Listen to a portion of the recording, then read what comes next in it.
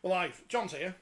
Hello. Do you not want to sit next to me? I can sit next to you. usually have Phil. Sits there, doesn't he? Phil sits there and James sits there. Usually have Phil in between because that's a better height differential. That's true. And weight differential. Well, welcome to 4020 Live. I mean, that was critical of me as well. Yeah.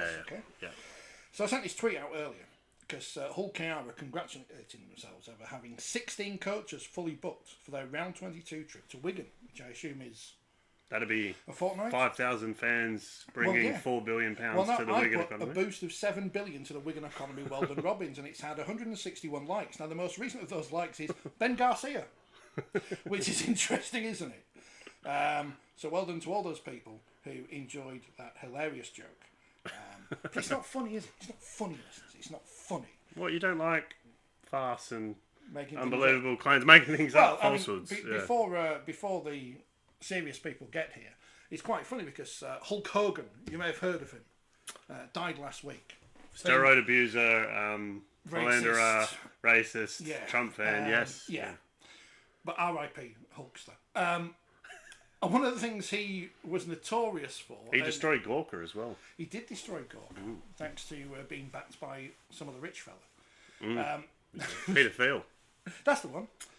I was going to tell you the story about they told in court, but I can't tell that one because we have a young audience. But what I can... Although, because he's dead, he can't sue you. So, well, that's the other thing. I do know defamation law. I know many things. No, some people don't.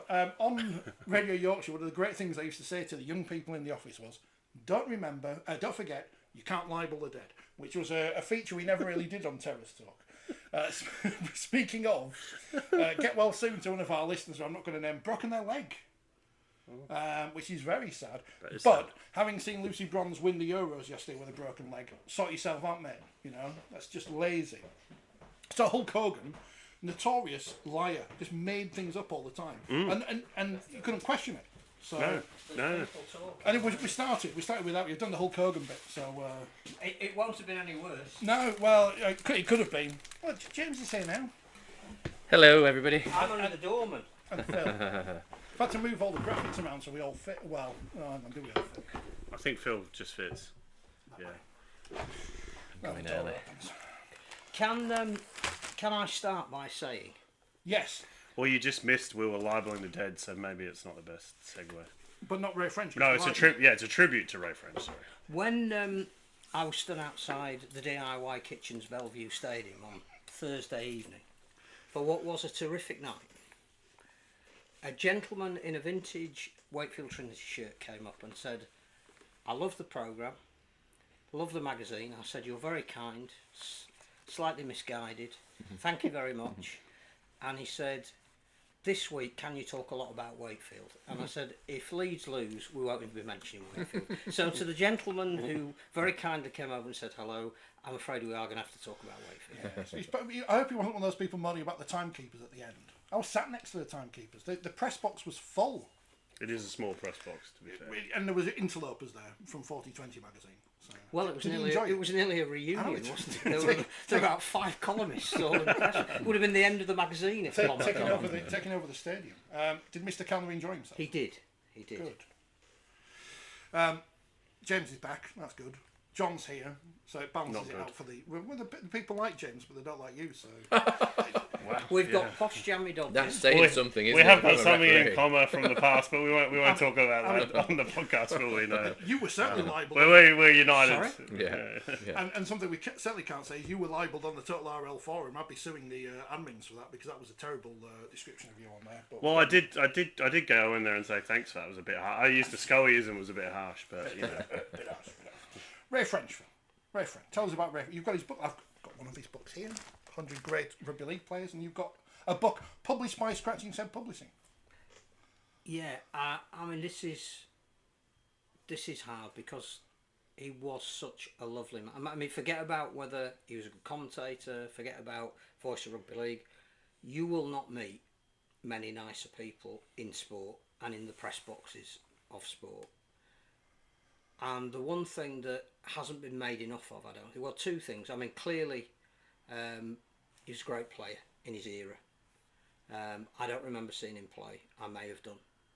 And a great broadcaster, took on the mantle of Eddie Waring, and that's a thankless task in itself, but was always almost self-deprecating about what he was doing. But the 2 things that struck me was, one, he was a bloody good journalist, which not enough people say. He had a column in the Rugby League, and it was brilliant. And when I used to be the media manager of the Rugby League Conference, which was trying to spread the game in development areas, he used to ring me every week and say, tell me which game I should go to. I'd go, go to South Norfolk against Ipswich, it'll be a great local derby. And he'd go, and he'd report it, and he was passionate about spreading the game. And you know from having been at the Edge at Leeds University, where the Leeds wheelchair play, that he was absolutely germane in the foundation and formation of student rugby league. And at the Edge there is a plaque that commemorates that, and it's a strange story in itself because he should have gone to Loughborough University to study sports science, but he signed for St Helens, and Loughborough wouldn't have him because it was in those days of like, well, we're part of the establishment, and if you've gone and professionalised yourself, we don't want you. So he went to Leeds University and studied English literature, which again, why he was such a damn good journalist, because his vocab was really brilliant and his references were fantastic. But at Leeds University, he started, along with a couple of other people, University Rugby League. So his passion for the sport and expanding the sport and giving everybody a voice in the sport was legendary. But what I really liked about him was his humour, because he didn't take himself so seriously. So I have a very small passage from the book that we did publish, which I'm not here to promote our books. However, it is still available. Round hay. One thing that he always said was that when he took over from the BBC, he knew how thankless a job it would be. And the producers at the BBC at the time said to him, if 50% of the people like what you do and 50% of the people don't like what you do, you're doing a brilliant job. And he always bore that in mind. He tried never to be too much one way to appease people and too much the other to try and get back the ones that were never going to like him. So in this book, he receives a letter from an irate Bradford fan. So it says, Dear Sir, unfortunately I was unable to attend the clash between the Bradford Bulls and St Helens, but was delighted to be able to purchase a video of the match which highlighted a tremendous win by the Bulls over the cup winners St Helens. You'd expect some supportive comment from ex-Saints forward Ray French, but I'm afraid that my video has been ruined by his disgraceful, pathetic, paltry and at times laughable commentary. Some of his comments bordered on the childish, like a schoolboy who had his lollipop stolen in the playground, and only in the last 5 minutes, as if to make amends for his ridiculous comments, did he even refer to what was a terrific performance by the Bulls. His biased and lamentable commentary is certainly not called for, and if commentators could be called up before Rugby League's disciplinary council for bringing the game into disrepute, then Ray French would be a prime candidate. So that's when we talk about the past. To which he said, even trolls were better back in the day. To which he said, I wasn't even at the match, as I was commentating for BBC Radio Merseyside on Warrington versus Castleford the same day.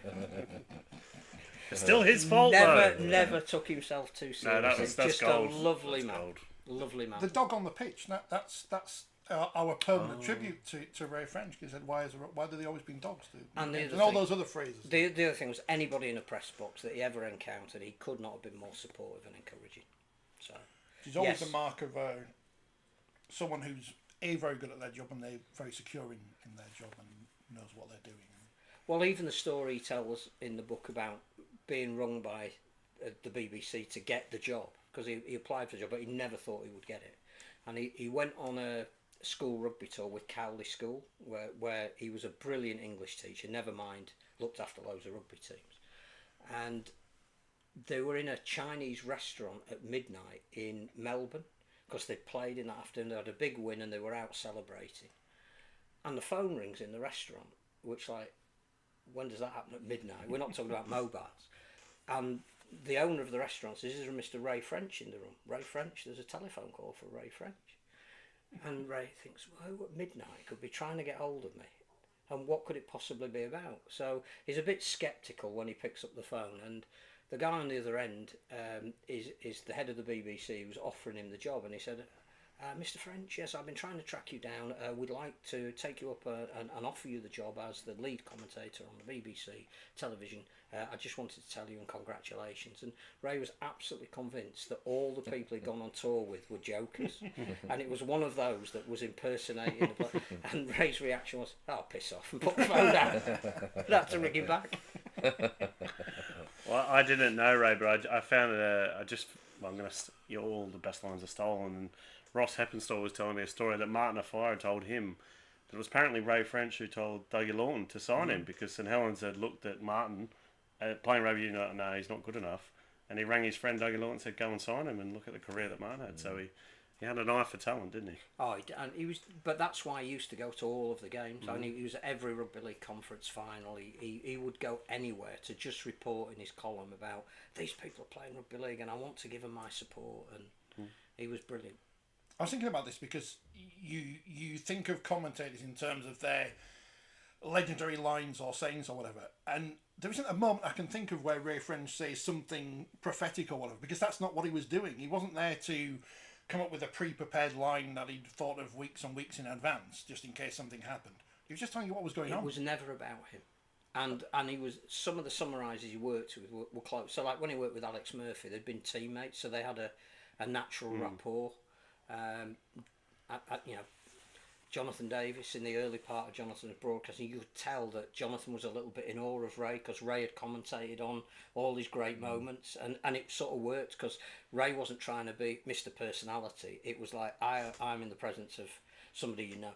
It's no coincidence that we still talk about the likes of Ellery Hanley and Gary Schofield and Sean Edwards being people who were recognised. Ray went out of his way to make sure we knew who those people were. That their talent would have got them that anyway, but Ray was always saying, you know, the commentaries that people put on social media about tries that Ellery Hanley have scored. You would go away from watching that, even if you didn't know rugby league. The one thing you'd remember is the commentator was telling me this Ellery Hanley's good. And again, it's a different world now, I understand all that, but he was vitally important in creating personality because he never really wanted it to be about him. Everyone seems Did you comment on any of your performances? I don't know, actually. When did he... It was He must have done 2008, was it? But he was on Radio Merseyside up until So 2019. I touched us the Challenge Cup final in 2006, 7 and 8, so probably he would have commentated. And I think on he did some work in the World Cup, didn't he, in 2013. He was commentating on games in that, so that you might have been... I mean, I didn't have an awful lot to do with him, but whenever I did, he was, just as you say, just a really down-to-earth chap. Very easy to talk to, really. And he wanted to talk to you. Yeah, and as a young boy growing up watching the Challenge Cup as you did on the BBC, because that's all there was, he was, certainly for my generation anyway, the voice of rugby league. I don't remember Eddie Waring. Well, you wouldn't, right. But he was from your neck of the woods. He was. The other thing that I can remember, and we could spend fulsome time with tributes. I think people are getting the ideas. Talking of the World Cup, in 2013 we did a series of roadshows, which I know we've done in previous World Cup. So we did one at the Ilkley Literature Festival where we took the World Cup and there was a panel of I think 4 or 5 people And we did it at the Craiglands Hotel, where the Australians used to stay when they came over to tour. And most of the people that go to a literature festival will sign up for events rather than, am I going to be interested in this event? So we were a bit worried about how to pitch it, and Ray was on the panel, and they made us feel very welcome. JJB was on, and I think it was his first, because he was still playing then, and I think that was the first time he'd sort of spoken in front of an audience. And I remember Ray saying, somebody asked the question, you know, what's the main difference between when you played and now? And Ray thought for a minute, and he said, we didn't have hamstrings in my day. And that was him. Also didn't have turkey hair replacements that did that surgery. Well, this is the thing. Ray French always looked about 70 years old, didn't he? He did, yeah. If only was those pictures of him playing for St Helens in the 60s. It's a Bobby Charlton look. Yeah, Always. But a magnificent voice. Can we do another roadshow soon, says Abigail. If someone wants us to go out there and talk to people, we'll talk to people. Ian says, having been taught by Ray at Cowley High School, I can confirm his vocabulary was as baffling to an 11-year-old at the time. Robert says, lovely tribute. Yes, great English teacher and coach of the all-conquering Cowley School rugby union team in the late 60s and early 70s. He lived and loved the game. How was he allowed to coach a rugby union team? Because he professionalised himself. He was, I think, president of Liverpool St Helens, and again, one of those people that on a match day did everything. So, you know, he wasn't just a nominal president. He would be at the club at 11 o'clock, you know, filling the bath for the players, making sure the beer was behind the bar, right sort of welcome when the opposition came. It didn't matter. He loved sport. He loved talking about sport. He told great tales about sport, so people wanted to be in his company. A little bit, but different to Dave Hadfield in many ways. It's that sort of generation of writers and broadcasters that we don't have anymore, and that's no detriment on anybody who's doing it. The world was different, and these names will stand out. Dual Code International in a day when that was something meaningful. Yeah. Played in a Rugby League World Cup in 1968 in Australia. Go watch the video on the BBC website Dave Woods did, because it's really good, and just all the soundtrack of all those moments from 82 to 2008 or whatever. Every great moment that was in the Challenge Cup or a Ashes series or a game against New Zealand or whatever, likely because it was on the BBC, voice of Ray French. And now there's so many games on, you don't have that same thing in any sport because there's so many commentators doing all these things. So a different era, as you say. Wonderful man. Which is the most important thing. Yes, and that's what we'll be remembered for. How many books did he do? I mean, there's 2 on the table. Oh, he's done a few. He did a few, but then more rugby, further rugby. It fits in because again, My Kind of Rugby when that came out was launched because he went to Leeds University down at the mansion near Roundy Park, just down here, and some of the players he used to play with all came and supported it. It was just a wonderful evening where he told tales about his life in rugby, and I'm not sure that's still available, but anything he wrote, if you can get hold of it, it's worth reading. I know our former colleague Paul Bennett was fulsome in his troops because he used to write a column in after the league, the Rugby League went. Yeah, went to League Weekly. Yeah. Obviously, sadly, no longer with us either. Just a quick question, says Andrew. This is the tonal shift. Can you get banned for punching your own player? James Bentley's not been put up the MRP, has he? Well, we don't know till next Monday. Well, because it's the split round, isn't it? Yeah, so if anybody is getting banned, they can't use a blank week. I think you probably could. I mean, James would know better, but you could get banned. I would have thought so. I remember in football. Go back to Lee Bowyer. Yeah, that's exactly what I was thinking. Kieran Dyer and Lee Bowyer. I don't think it was deliberate. No, I think an accidental elbow in the eye. Yeah, I think that's probably different. That happens pretty regularly. Yeah. What do we want to talk about then? What's Well, John put a whole list of things on it. Well, yeah, he just he's doesn't got his understand own that we don't have You've got 2 your own podcasts. an agenda. One of them's about the Ashes, and you put the Ashes on the list. You've got your own Ashes podcast. Could talk about the Ashes. You know, Jack Wellsby says that England's going to win 3-0. What's the thing? And he may not even be playing. Ooh, Australia. Yeah. I don't think he knows that England hasn't won the Ashes for 55 years. I was saying this to someone, if England wins the Ashes 3-0, that's like the biggest sporting upset result in any sport ever. They win 2-1. That's a great result. But 3-0. Well done in Australia in appointing a coach. Well, a failed, recently sacked coach of your club, Phil. So is that a Well, good not mine. thing? I would. You are a Broncos fan. Yeah, yes. but not my club. I thought didn't you said appoint Phil's him not or, a Catalan's fan. or sack him. Yeah, I mean, I think could have been Wayne Bennett, could have been Mal Meninga, could have been Brad Fittler. I mean, it's Could have been Cameron Smith. who's never coached anyone. Well, neither had been yeah. a Slater till he won some Origin series. He's not good That at is that rugby true. league game either, Cameron Smith. He's no Well, Brian Carney. I've not played that game. We can talk about that, but I know conversations with you and Jesus, how bad is it? It's not great. No. But no. Apparently they rushed.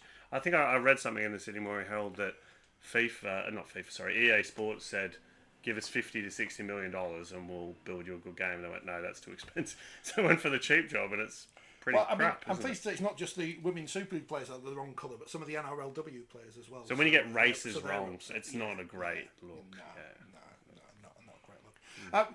Two more coaches fined today for saying referees stop being naughty. To which everyone says, of course, well, why don't the referees get banned or get better or whatever? Because Darryl Powell and Matty Pete and Steve McNamara and Danny Maguire are above reproach. In fact, two of them are out of work, so it's not really worked for them, has it? But You mean they might have to actually pay their fines? Should I say, does Danny Maguire still have to pay the fine?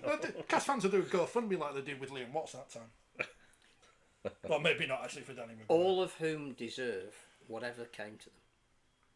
Because it's becoming, like we tried to write in the magazine, there's a big issue around attracting and retaining young referees, and the impact of any losing and occasionally winning coach criticising a referee falls down the chain.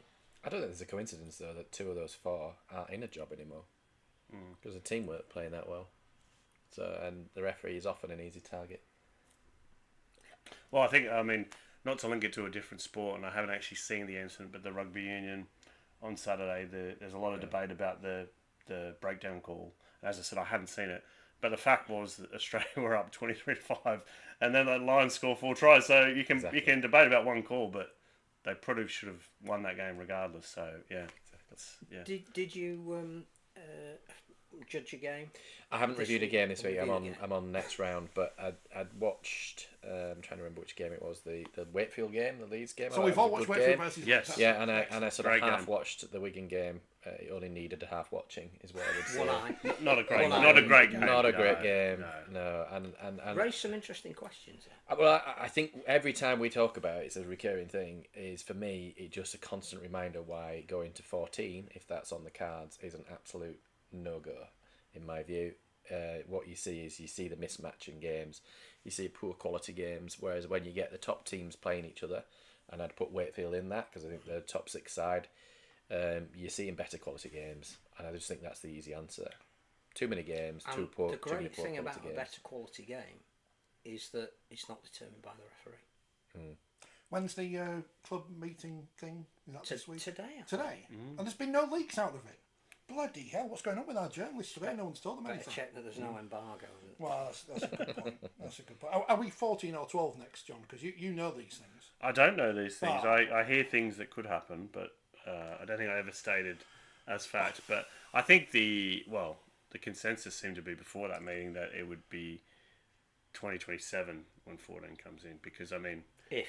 anyone with any common sense would realise if you're rushing in 3 new teams, because I think, it very much looks like that Salford will be out, so there will be 3 teams coming in. That would be quite a mad thing to do in such short notice. But I've seen other mad things happen. So How will the Queensland Cup cope?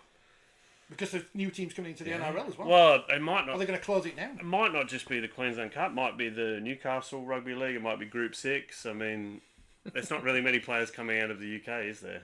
That's the sad reality. I think when you look at the amount of foreign players in League One and the Championship, Which is now, and now the quota's going up. So well, no, but the quota, there is no quota in the Championship. which in is League One. nonsense. It is nonsense. Yeah.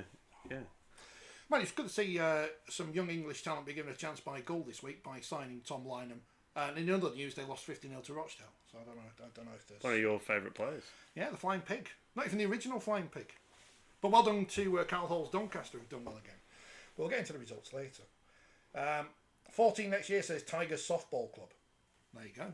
Tigers Softball Club knows. We may know at 6:30. 6:30. Oh. Right. So in 5 minutes. Stay tuned, listener. We're live, unless you're listening later or watching later. I mean, Liz has been very harsh here. These are the words of Liz and not 4020. Are Wood and Beaumont the Laurel and Hardy of Rugby League? To which I would say, Liz, no, because Laurel and Hardy were funny. Phil says, when is the Mason Lino statue being erected? Well, Wakefield Trinity, like Leeds United, where we haven't got anything for Howard Wilkinson, we'll get the Mason Lino up one before the I think the Neil Fox one. I think the Mike McMeekin one should come before Mason Lino. Who's not even in the top 10 Man of Steel thing? Well, I mean, we can debate the Man of Steel, I guess, but that's been done before, hasn't it? Danny says, is Women's Super League football bigger than Super League? Do we need a name change? Well, that's an interesting one because I think wasn't their latest broadcast deal about 40 million. Well, this is the pounds. thing. This is the thing people are forgetting, aren't they? When they talk about, well, this guy who's running the Rugby Football League at the minute, he got that big TV deal. Yeah, but 10 years ago, women's football wasn't a thing. Was darts popular Darts 10 was years popular, ago? but not as popular as it is now. Yeah. You know, so Boxing arguably regrew in popularity post 2012 and the Anthony Joshua and all the gold in the London Olympics. but you know, it doesn't matter about how many people are watching on TV. Though it's all about getting 5 more people to go from Huddersfield to Hull. Well, it's been a big weekend, as you mentioned, for women's football and for male rugby union. Serena Wiegman, she's on the table. I think so, wouldn't hope. Is that your pro-woke agenda? Pro-woke agenda. What, reading a self-help book by Serena Six- Wiegman? No, because I've read Wayne Bennett's as well. Can't So it say, cancels even each though other it's out. out there. Because Wayne Bennett's a bloke. But it is a fair point, though, that the rise of women's football, not only in coverage and everything else, there has to be something at the expense of it. While they're talking about something else, I feel like I should be. This is like Ray French in school. What you're sharing between yourselves?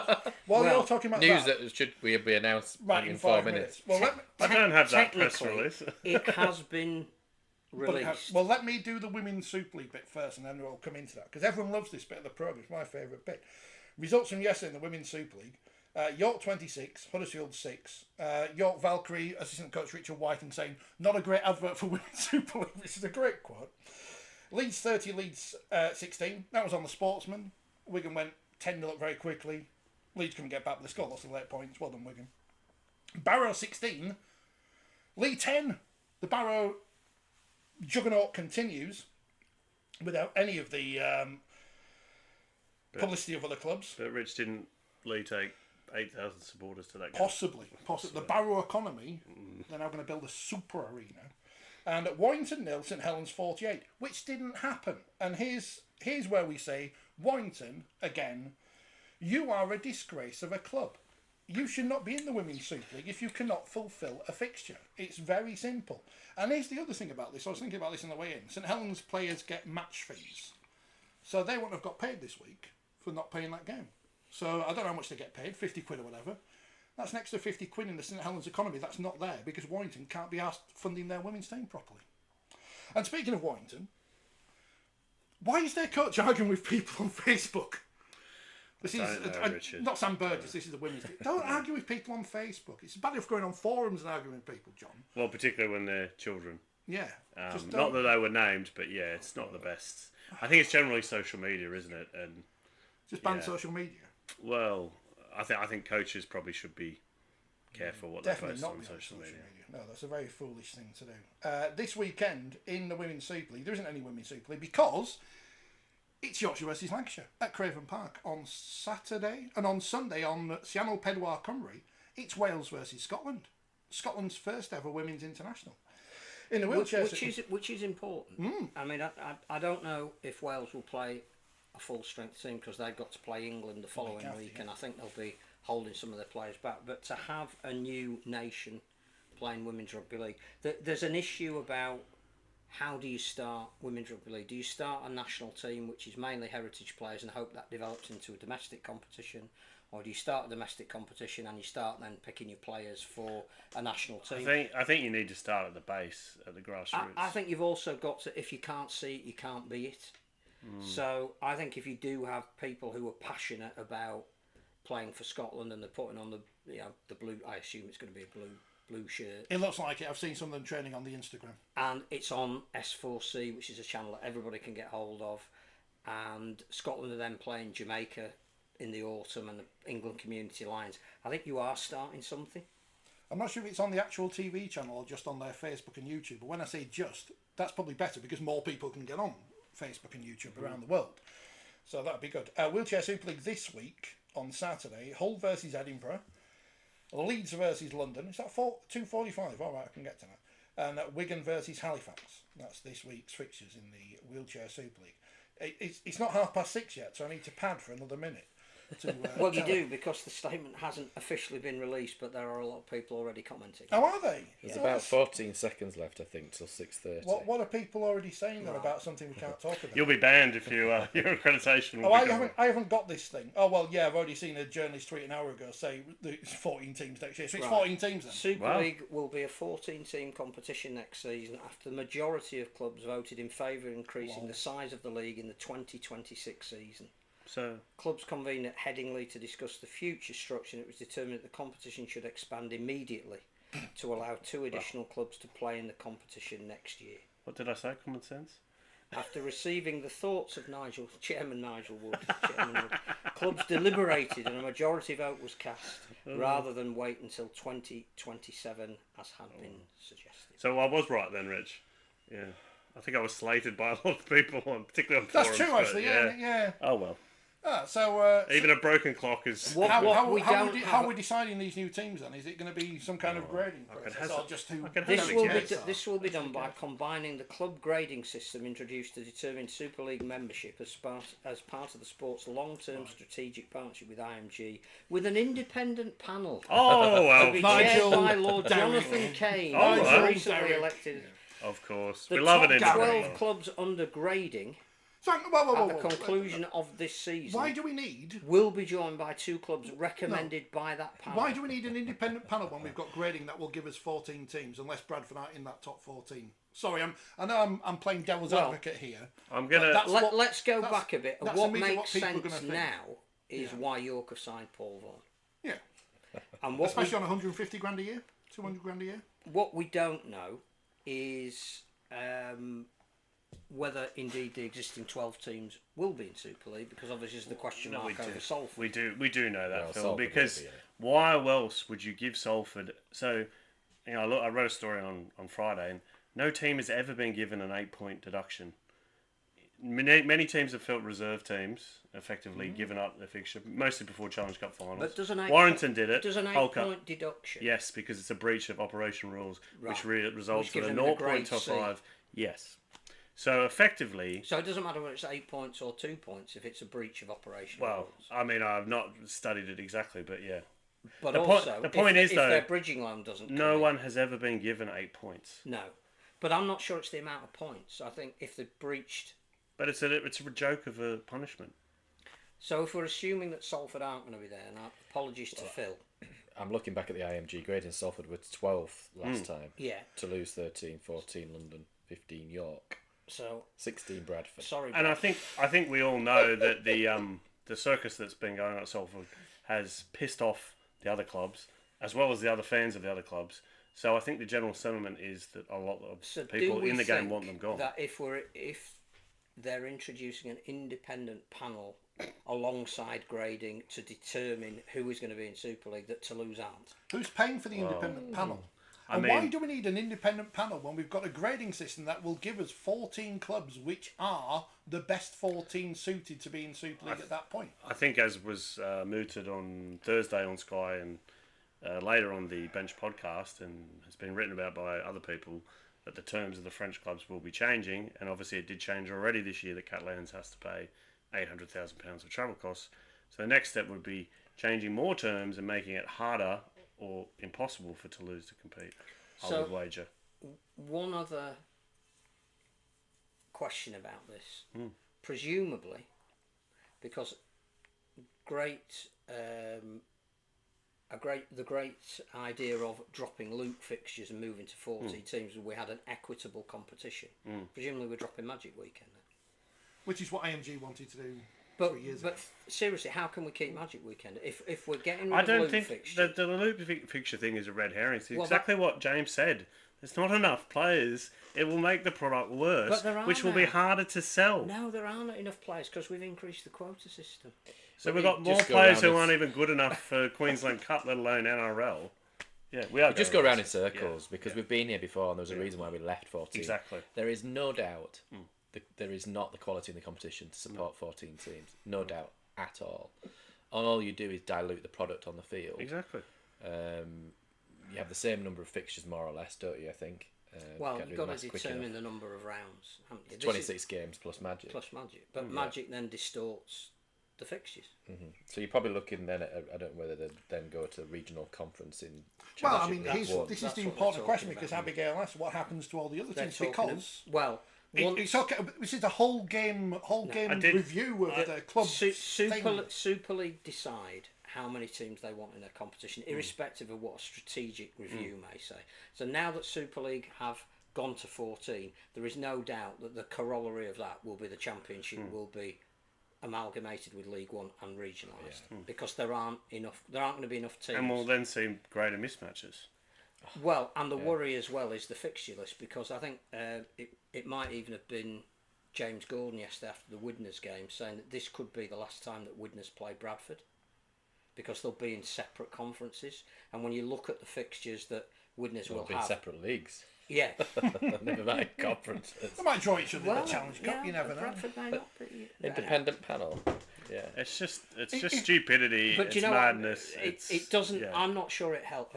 Paul Cook wrote in the magazine that Featherstone were against going to a regionalised conference because, with the greatest respect to some of the teams that they're going to have to play from League One, they're not going to gain crowd or revenue from it. So it's all very well saying you've got a derby with X, but if you're playing Y and Z as well, and you're not getting any value out of that, then it doesn't help. With all due respect to Featherstone, don't wanna play they should be Newcastle. paying their ex-players like Sammy Kibula and No, but Elijah Taylor. I'm using them as an example of saying I know. that the fixture list that will be structured below Super League, it's almost like how many times can we have Workington and Whitehaven because that'll be a crowd. How many times can we have Dewsbury and Batley? And no real thought of like what do you do for the rest of the season? How are you going to sell? It's all very depressing, really. It's also very predictable because this was predicted by most people when I broke the story in March or even early, and the machinations behind the scenes have been going on since November. But this is also part of the reason why Nigel Wood is in post. Also part of the reason why I'm not on the board, probably. I'd have to say, and I did write a story from your episode on your appearance on this podcast, but that was one of the great explanations. You were on the board for a week. Yeah. If that, I think. Yeah. Did you claim expense? I can say yeah. I think it was Andy Maisie who was having a go at you, and Yeah. yeah. I think so. Oh, Sounds there's about another right. one. But I mean, you were literally on the board, so you can speak from authority. Yeah. It's I mean, it is. It's almost, if it wasn't depressing, it'd almost be hilarious, but still is quite funny in a way. It is sad because I'm not sure it addresses any of the issues Not that a sure. strategic review should be set up to address. But it's sort. But if you help your mates out, then that's all that matters, and we become Speedway. And that's what it looks like.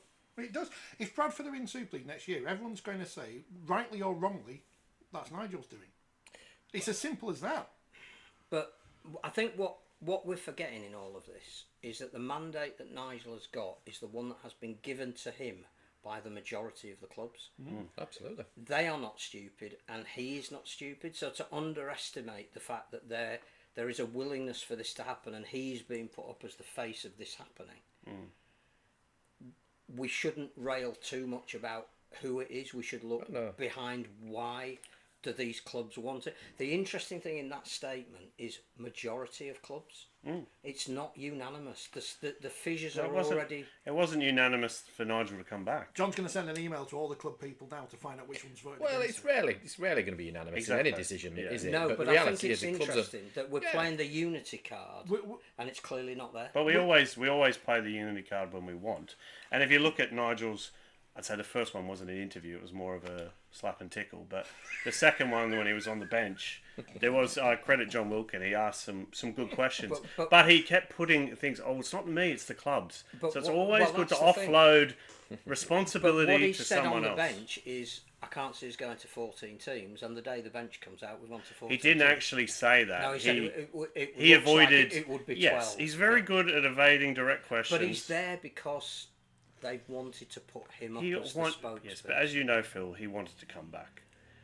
He quietly says, As- "I'd be happy to go on a cruise," well, but that is As it that said, is. no, I yeah. think what's happened is they have approached him, and it's tickled his ego because of the way he left. Well, yeah, but he So got I- got shoehorned out, and that hurt. Yeah, but I don't think he's gone and said, I'm the man you want. I think they've come back to him and he's, well, if you want me, I suppose I need to come back and solve all the problems that you've got. The issue is one of economics. The only thing behind all of this is the club owners, A, want more say in the competition, and B, want more money. How is 14 power teams and money, but not how is just money. 14 teams going to generate more money? when- Sky will not be now writing a cheque for 30 million quid because we've suddenly got a lesser quality competition. Well, my understanding is Sky has no influence or has not said we want 14 teams. But They just want a good They rarely product do. to show. Yeah, No, they rarely do. exactly. when So we go They've to always them- consistently said it's your structure, it's your competition. well, and it's another game, and it's another game a week. So who pays But to you- broadcast that? but you also Do you know what I'm have. saying? Yeah, Ah, well, that other game will probably be on our league, and we'll all be taking out subscriptions for that, which will yeah. show For so many people. which will show Because Sky what you that can we do don't now- need them. What you can do is just say anything you like, and people will believe it because we're all supposed to be more. They're not idiots, but we're idiots because we'll believe what they tell us. Can I just say, like, how good is the Perpignan economy going? I know. 4 I million know. every time there's an away game. know. Sorry, a home game. Yeah, not 4 that- million pounds. But when wow. Huddersfield go, they lose money. So you know. Was that because minus people go? Matthew Shaw has tweeted, a significant majority voted in favour of the proposals. Hull FC and Hull KR were the only two clubs to reject. Wigan Warriors abstained. That's abstained? That's dereliction of duty. It's like when Whitehaven didn't turn up that time. That's poor. Well, Leeds have engineered Nigel's return. What do you think about that, Phil? It's not about Nigel. It's about what is Nigel there to do. It's I think you make a fair point. It's interesting that all of the power is invested in him to go out and commercially sell rugby league. That's what the clubs wanted. They didn't want a board of directors that were taking the sport in a direction that didn't take into account what the owners felt that should be their right to determine. So they've railed back onto whatever the RFL was, with or without the right people on the board, and said, A, we want more power to determine, but B, we want more money. But And- part of that, you just said that he's looking to commercialise. That's exactly but what he's he doing. just said on a podcast, a week ago or 2 weeks ago, he hadn't spoken to the NRL. Now, if you would think that you can create the NRL and be a partnership, then why are you not looking into that? I think there's more to it than just what trying he's to make money. to do is not play solely into the hands of the NRL and think that they are the sole bidder. They can determine all of the terms, and we, as the poor relation, have to accept it.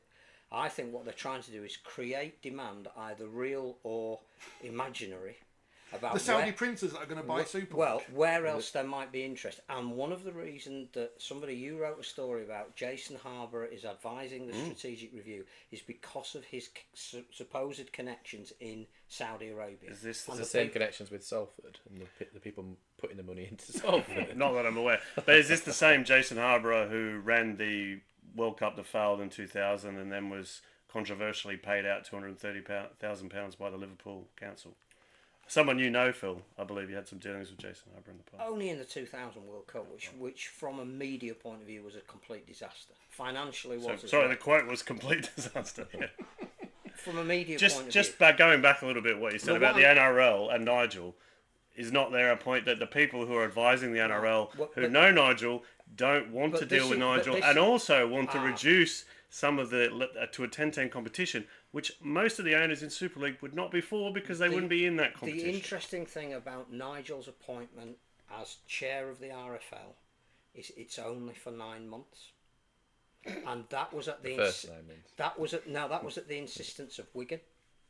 And the interesting thing about that is if the owners of clubs don't think it's going in the right direction, or the NRL are being frozen out, or the NRL won't deal with Nigel won't be there. I think the core of this whole issue is the governance of the sport in the UK is all wrong. The RFL Council, the fact that the clubs, they need to go. We've said this stuff. We've had this conversation. They need to go to a commission where the clubs don't have the say and they have independent people running the sport. And the only way it's worked in the AFL. Well, it's worked in the NRL. The only way you can do that is if you bring in more income. Yes, Correct. but you would bring in more income if you had a global TV deal and you worked in partnership with the NRL. But you've got to have confidence in the fact that you can get that. And I don't think our game is strong enough at the moment. What's interesting is that Peter V'landys and Andrew Abdo have been in America recently. I know. And one of the things they're trying to do in America is sell the rights to the World Cup. It's not solely about the domestic game. It's about, and even Nigel has said it on the podcast, what's going to sell this sport is the international game. Well, neither the Aussies, the ARLC, nor the RFL can do the international game on their own. They have to do it together.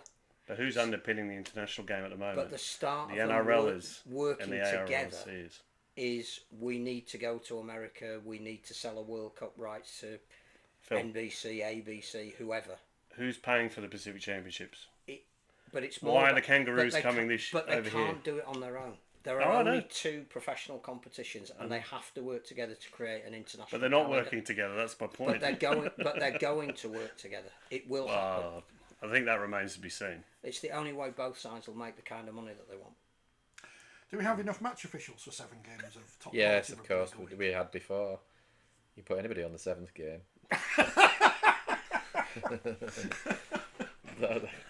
What's quite good is the people that turn up with the popcorn, isn't it?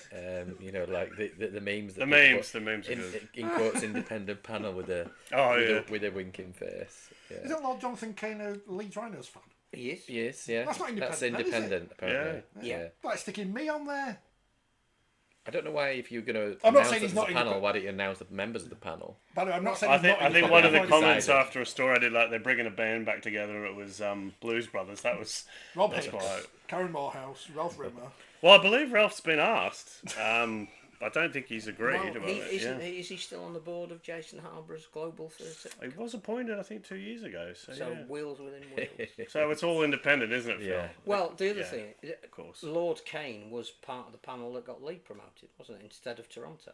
Well, we had the independent I think- panel post-COVID. I think the key part of all this, and it's much to Nigel's quote about 4 billion coming into the economy at Catlands, but you can't treat people like they're idiots. You're not an idiot, Phil. James is not an idiot. Rich, I'm pretty sure. But they are trying to, People are idiots. they talk about transparency, they talk about governance, but But it's you not go just out- that. Look, it could be an independent panel. It could be all above board. But the impression is Yeah. that Yeah, it's it's not. optics. It's the optics, Yeah. and whether you like it or not, that's the key, isn't it? And it's a little bit like we used to have a hometown rule for referees, didn't we? And that got changed, and rightly so. But people, will have these preconceived ideas Yes. that because Nigel came from that background, because Gary Hetherington's left Leeds but gone to London, therefore, because York have signed that player, therefore, and people draw conclusions. These conclusions just happen to come true in time. Well, they buy Odsall, and then he manages to buy the Bulls, and then they get Odsall back at a lower price. I mean, yeah.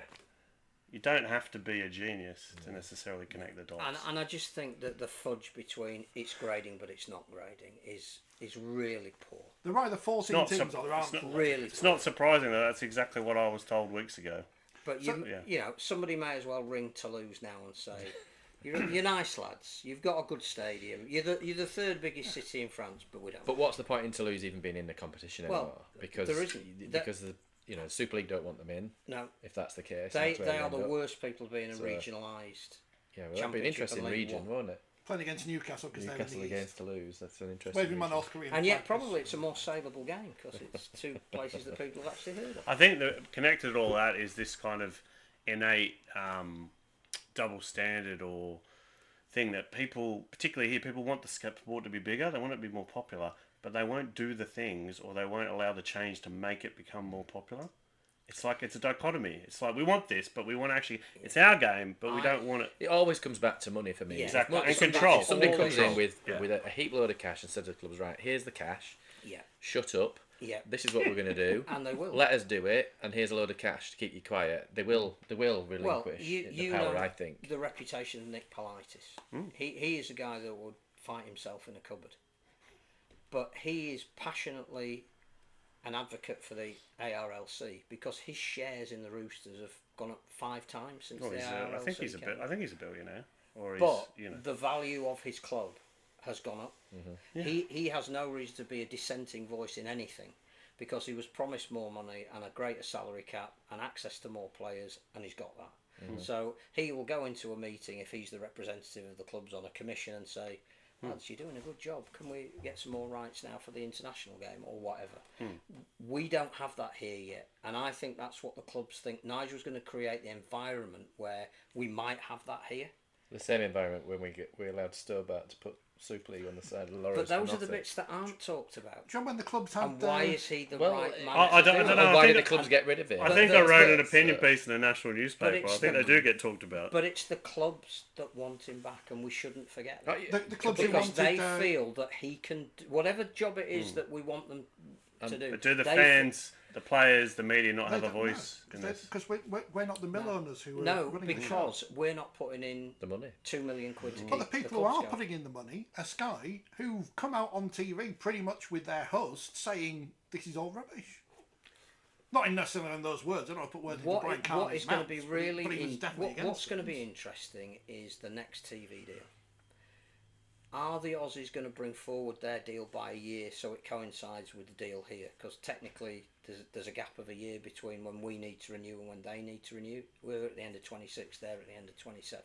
If you're going to do any form of combined deal or global deal or internationals deal or origin separate deal, but you're going to include, you can have matches from Britain and France, then there'll need to be some... France? Well, that's what they want because of the time zones. There's going to need to be some manoeuvring on that.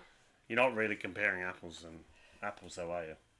But The value of their TV deal to but the value NRL here is are like... not going to get 3 billion quid unless they've got a little bit more to offer than just their games. Well, I think the key bit would be the internationals. But we don't need the extra billion. We need more than 20 million. So it's not going to take a lot for our owners to say, this is exactly what we wanted, and now we're prepared to have an independent commission, and Mr. Volandis, will you be part of our independent commission, or whatever it might be. And I don't think that it's coincidence that Nigel didn't get the full year. He only got 9 months, and one of the teams that were railing it against just come in and do what you want is one of the clubs that were talking to the NRL in Las Vegas last year. And I think if you look at...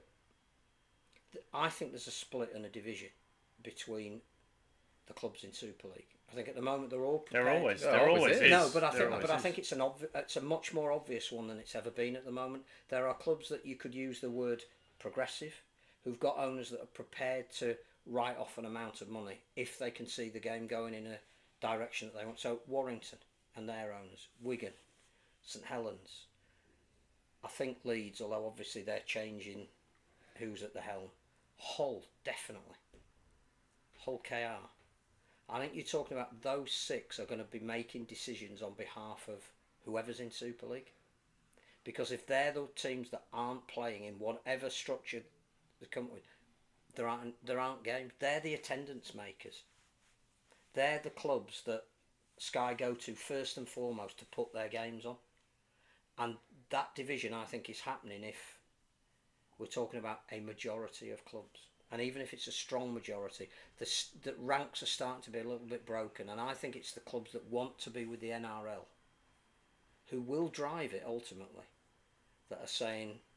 Well, it seems to be this whole... Or, we're happy for you to do this, but we're gonna put in some checks and balances. This whole coup seems to be a case of grabbing control and obviously trying to improve revenues and trying to grow, but also to ward off any hostile takeover by the NRL so that they are in a position of power. That's not necessarily to the benefit of the game here. That's more to the benefit of their control and their individual clubs. They need money. They need somebody to come in. And if it is only the NRL, and let's face it, it probably is only the NRL. Do you think a Saudi hedge fund is going to throw in... Yeah, but the same $1 billion? Saudis who bought Sheffield United, it was skint. I know, the Prince. How did Oh, that the Sheffield happen? United, we got the crap Prince. I The one think- crap Prince. I think there is interest out there to buy into a sport for what for them would be very little investment if they could have control over it. What I don't think works is that we're a big enough sport to get involved in whatever investment is in Newcastle United So or Manchester City. I'm not seeing it reported anywhere reputable or heard it anywhere to believe that. So I'll hold my judgment on that. Reputable and interest are two different things. And it becomes how desperate you are for money and where you'll take it from. Andy, that's why Catalans aren't allowed to vote on themselves, because they're not members. No. They're invited guests, as are Toulouse. The Hem will still have a vote, or is that gone? I think Ottawa. Cornwall's vote went, didn't it, actually? They announced that when Cornwall folded, but the results It worked out well, didn't it? I was actually going to say before when Phil was talking about Toulouse and their treatment, it is quite similar to what happened with Toronto. Obviously, there were other issues at play, Yeah, and no, Toronto I agree. weren't paying their bills and whatever. But they were a cash cow that the English game just milked and milked and milked. And then even when they got to Super League, like no, so you're not going to. So they were doomed to fail. It was a Indeed castle were- built on sand. As indeed were Toulouse for the one and only year they were in Super League, because unlike Catalan when they came in, They weren't exempt from relegation. Yeah. so they were set up to fail because they get promoted so late that they can't really go out and get the necessary players that they need. Oh, what a surprise! They finished bottom of the league. What happens in 2027? How do we decide the 14 clubs in the Super League then? Does Lord King get Thunderdome. another buffet Thunderdome. group together? Thunderdome. 2 men enter, 1 man leaves. Matt Ellis and Derek Beaumont. What happens? We know what happens next year now, because they've just made it up on the back of a fag packet. Here we are, this is what we're doing this week. What's next week? What's the next plan? It's going to depend When's very Robert much Elson coming back? on the television deal, who it's with, and how much it is. What, Because pretending that's DAZN are going to give us that's loads of the- money? Yeah. Well, again, they want to play off Sky with another player in the market. But everybody knows that that's not going to But it's happen. not As, gonna as happen. much as they can not gonna create a smoke screen and try and say, we're speaking to this party and that party, it's just not going to happen. If you want to get more TV money, it's not about more games of crap teams. It's about making the sport more popular. Yeah. Spend more on advertising and marketing. Get participation. Get your stars out there. Get them engaging with the media like boxing does, like darts does. They don't do that. We're not The bothered. trouble is, we're not going to get stars. Well, it's not we're bothered. It's people don't want to change their ways. It's the Well, unprofessional. We're Talking not, about we're not away going to from- get stars if we have too many games of inferior quality. You only get stars when you have a competition that people want to watch every week because they're unsure of what the result's going to be and they start to get to know the players. You always have to push them out there. What we're not going to do is have 4 of the 7 games every week almost foregone conclusions, subject to injury or obviously a poor refereeing decision, because that determines every game. I mean, I thought it was disgraceful that the referee missed a drop goal for Leeds on Thursday. Well, especially when all the Leeds players were offside, because Darryl Powell said in the press conference.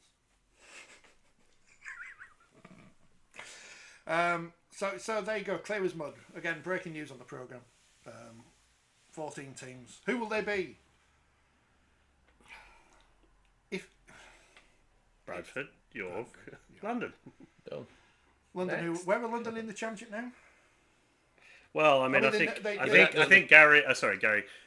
Phil was there as I was in London in May. The lovely Australian embassy consulate, and Gary Hetherington was very confident that London would be In Super League. and they were second from bottom at that point and absolutely rubbish. It's But going to be really interesting if they're in the 8s and get relegated into a combined division with League One clubs and promoted. At Well, the there same will time. be. So there's no point. Just, so the but eights then, are pointless now. again, an independent panel, but what's the process?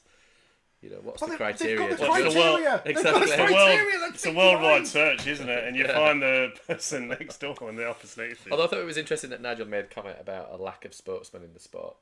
Oh yeah. Something he never wanted to be. No. I also think that the other thing he's there to do is to cut cost. And the accountant in him will look at all the areas in the business The where creative costs accounting. can be cut, which I think will mean no more rugby league commercial. The same organisation was set up at the request of the clubs. Yeah. There's the clubs again that requested a Clubs who change to the bought in structure. Robert Elston and wasted £5 million. And these are the same people that put Yeah. millions into their clubs and have a right to dictate how the competition suits. Yeah.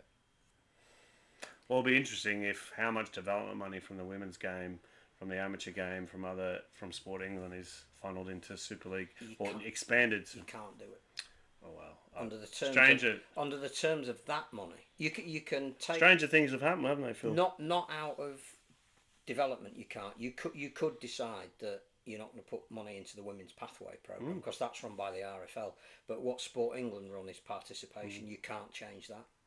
But the two have to go together, otherwise there's no point. And because there isn't an immediate profit in women's rugby league, so there's no point to it. But then we've talked about this before, both in wheelchair and women's rugby league, we've tried to run before we can walk. We've spent money that hasn't aided the overall development of the competition. Lovely though it is to see some clubs in Super League, but if they're not going to be competitive, you can't really call it Super League. We had a game called off between Warrington and St Helens, a game in Super League, and they should be thrown out of the competition because a team couldn't raise. Because side couldn't raise a team. That scoreline is incorrect. But St Helens would have not have won 48-0. They've won by 80-90 points. More than that, it's not Super League, is it? You know, when was the last time a Premier League football game was called off because one of the teams couldn't be bothered raising a team? But it's just we keep making predictable mistakes, and we keep making excuses for these clubs as well. You know, we keep giving them excuses. Where's and you're right. It's not being bothered to raise a team. Where's the why independent did panel to Bradford not go determine to London? the women's Super League makeup? Well, I think there's going to be an issue on whoever is left on the Rugby League board as to how whatever monies they've got is going to be allocated. And I think those who represent the community game and the women's game and the wheelchair game are going to really struggle to get the money that they need to do that properly, because the pressure will be on. We need to keep as much money in for central distribution as we can. But that's why another reason why Nigel's been brought back, because he'll do that. He's has a very thick skin. If 18 months ago this vote had been made, would Leeds have voted against like LFC have done because the money man from? No, I think Leeds is a really interesting case study because Gary Etherington has always been Nigel's biggest ally. And even when Robert Elston was appointed at the behest of 3 clubs in Lancashire, it was Gary who on his own stood up and said, I think this is a grab for power and it's wrong. I think Nigel coming back very much suited not only... It's a grab for power. Gary's ability... Well, no, I think Gary's ability to get in the ear of the people that still... No, it's a grab for power, Phil. It's exactly the same thing. But I think that's part of the reason why he's gone to London as well. What, to spread his power base? No, because I think... Give him 2 votes. You don't go there unless you come in Super League. I think he knew that there was a chance of getting the investment that he needs, and he'll do a lot of good things with pathways, player development and all that kind of thing. But what he needed was to know that his club was in Super League, because he needs to get the investors in to pay for all the things that he'll do really well. I think Gary could be a success in London. He's a fantastic administrator, but I think he railed against the grab of power, and this is a grab of power. But I think he saw the lie. But it's not a grab of power by him. It's a grab of power. It is. He's one of the 3. But it's Phil. Why are people like Wigan and Warrington and St Helens, who were so anti-Nigel, so keen to bring him back? Wigan and Warrington weren't. They were against it. The 3 people who were bringing him back were Derek Beaumont, Gary Hetherington, and Amy. I have correspondence that I can show you. 3 people on their own can't bring him back. No, not 3 people, but they were the 3 who pushed it, and supporting him were Castleford, Wakefield, Wigan and Hull Warrington FC, did not vote against him coming back. No, but they were opposed to it, as were Huddersfield. Well, I'm not sure they were opposed to change. They wanted change, and the mechanism. The mechanism for change was deemed. There are 2 different things. They were for change. They didn't like the current RFL leadership. Yeah. They weren't for Nigel coming back. Those are 2 different issues. I myself was for change because the way the sport has been run for years has been the wrong way. But I'm not for Nigel coming back, who failed. They didn't have an alternative, and B, the last time they did have an alternative, it was a complete and utter disaster. So I think they have kept their powder dry and supported what's happening, even by quietly going around saying, Chris Brooks, Professor Chris, chairman of Wigan, has come out today and actively said, we are big supporters of Catalan. It was absolutely no coincidence that on Friday night, when all of this talk was going around about, we're still going to have a French presence in the game, and Nigel's going to go on and say they don't bring anything to the sport, and that's before he said 17 million people from Leeds went to a game. they were keen to be on that pitch on Friday night, announcing that they not only supported Catalan, but they were going to play them in Paris. So that's again another division with the clubs like Huddersfield and Castleford that don't want Catalan in because they don't bring away supporters, and we're not quite good enough to generate income when those clubs come. Wigan, Warrington, Leeds, St Helens, they desperately want Catalan in the competition. That's going to have to be managed. But I don't think that Wigan and Warrington objected to Nigel. I think they did. I will show you the evidence after the show. But I think they wanted change. They saw that was the mechanism for change. What they didn't want was to give him carte blanche, which is why they voted that he could only have a 9-month stay and not a year. It was supposed to be an interim, whatever it was, 6 months, and that's already changed. How's the club-led review going? Yeah, the how's that going? Because we've decided we're having 14 teams next year. We don't need a club-led review. We decided what we're doing.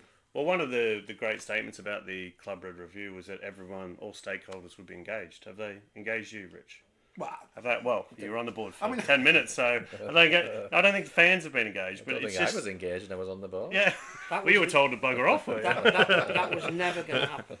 No, but that's what I mean. You can't go out and make these public statements. But you can press release. You can say whatever you want. Yeah, you can. No, I mean, I know. Well, that's true. Yeah, I know. Donald Trump's proved that. Yeah. I know that a Super League club said that when they received the document, they wondered whether this was a consultation document or a plan.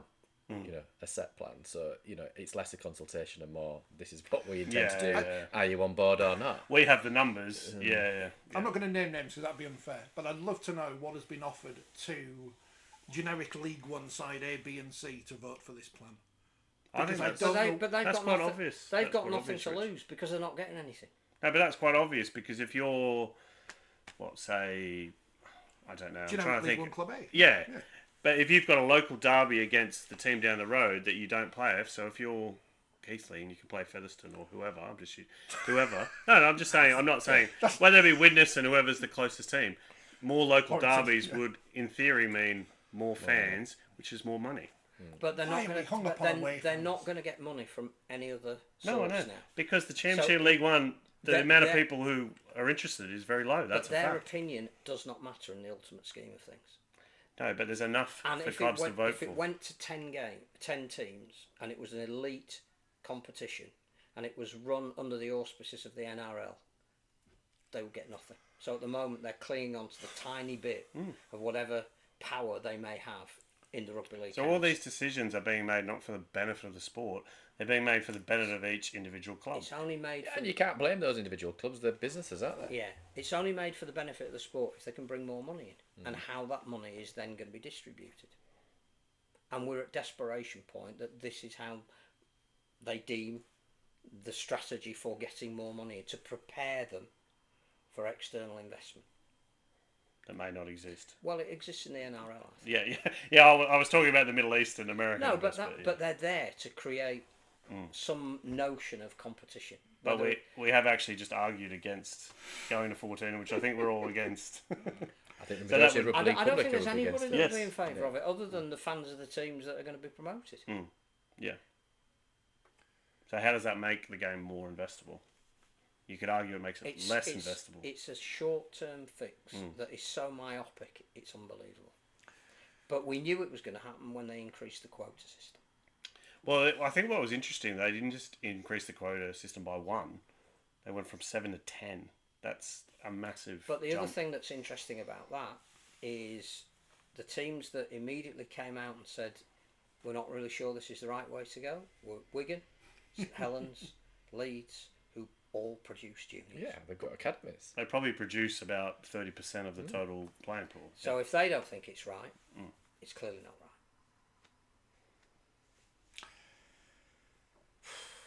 But we will look forward to the three new teams. We will look forward to the 3 new teams that are coming in, signing as many Queensland Cup players as they possibly can. There can't be 34 billion Caius Fatilis in the Queensland Cup, can they? Well, and There must be a lot more. The other thing people to are not bear really- in mind with that is we're getting 3 new teams in the NRL, 2 of which have been announced. They're going to be raiding the Queensland Cup and the New South Wales, And Lee Leopard. taking the And cream. Super I did. So Well, we- yeah, taking George Williams, taking Morgan Knowles. yeah. I did write this, Phil. Yeah. So yeah. we will be getting I'll direct you to a piece. the bottom of the bottle. Yes, I understand that. And if you are a young English player, if you're Kai Pearce-Paul or whoever, you're gonna. Which is going to happen anyway. No, but I think there's going to be even more opportunity, even though Lewis Dodd perhaps, and after that, There's but more clubs, there's more But opportunities. Lewis Dodd will come back here on more money than he left. well, no, because House will be paying the contract. Well, Yeah. when his contract runs out. It doesn't run out for another 2 years, But so they'll be paying the him to point play being in that Super any League. British player that goes over there and comes back will be more valuable, not less valuable. If you're a talented young female player in this country, take the first offer from the NRLW. Are your mates at Keithley writing a new dossier? Because that'd be great. Give us some more Are content. they in favour? I've no idea. I've no idea. My guess is they wouldn't have been in favour of a lot of what was going on, but probably just stayed in the background this time. That seems not the norm. Well, they were Staying in ignored the last time around IMG, weren't they? And then obviously clubs are then sort of railing back on that. So But then if Bradford get promoted, who's their local derby going to be? Halifax. It's all right. We can have 12 pre-season friendlies. Yeah. Bring back the Yorkshire Cup again and just not invite the Super League teams like they did that time. Do we need to say anything else about that? I think the opinion About around the 3/4 table of an hour. was not in favour. It's pretty unanimous, I would say. Oh dear. Super League happened this week. Half of Super League. Half of Super League happened this week, and it kicked off with the game of the week, the cup final. Lots of Cass fans upset because Wakefield fans think that Leeds is the biggest game of the season, not Castleford. And here's a note for Castleford fans: it always has been. It's always been about beating Leeds. It's our cup final. They're the big city. We're not. We all hate Leeds. Rah rah rah. You're still getting over 68, aren't you? Yeah. No, Stan Smith, 1932. 1930s. It was a good game. It was exciting. It was a lots great of game. errors, lots of Yeah. errors, but exciting and packed crowd, great atmosphere. Blah blah blah. Everything Super League should be. I think, possibly. I have to say, actually being there, the intensity of the defence was admirable. There will have been some players who couldn't walk for a couple of days after that. There were some hits that people were taking that you could almost wince while you were watching it, and that's great from both teams. It really was playoff standard, I thought, and the width of a post was the difference. But as an event, going to what was formerly known as Bellevue and seeing it full in the summer, 9,000 fans, and again, Wakefield fans can chant as much as they like. We hate Leeds, but they'll take all the money off the fans that come. Well, that's why we used to play them on The Friday 4 billion nights. fans. When we used to play Leeds Well, it on a puts Friday 17 night. trillion into the Wakefield economy.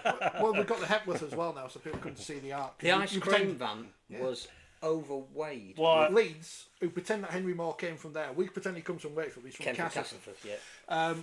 When Wakefield used to play Leeds pre every game being on TV, we used to play it on a Friday night because that's when Leeds fans were used to coming. So we used to get the away fans in because it's all about getting away fans in, not about building your own business. on that subject of away fans, I was a couple of weeks ago. I was at the Catlands Wakefield game. Obviously, you were there, Rich. Oh yeah. I was sunburnt. Didn't see many Catlands fans, but I'm pretty sure it was the biggest Wakefield crowd for how many years? Well, it's almost like if you try and promote games that you know you're not going to get many coming to, like Catalans or Huddersfield, and I'm picking on Huddersfield now because, tough. Then you're about building your own crowds. We know Salford Your don't own bring brand. many now because Salford fans have had enough and you can't blame them.